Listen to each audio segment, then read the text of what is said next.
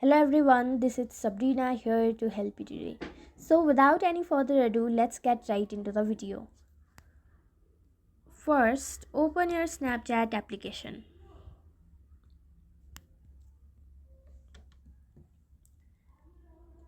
And now tap on your profile, go to settings,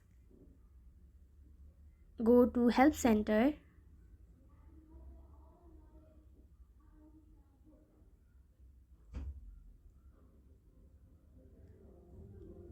and from here you will be able to report a problem. In that section, simply write down your problem that you want to delete Snapchat.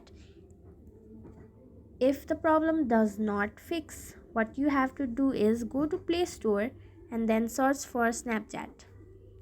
See if there is an update available. If there are any updates, simply update it and get the latest version. Next, tap and hold the Snapchat application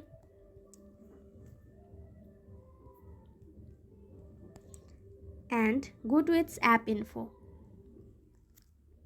Go to its storage section and clear cache, and your problem should be fixed.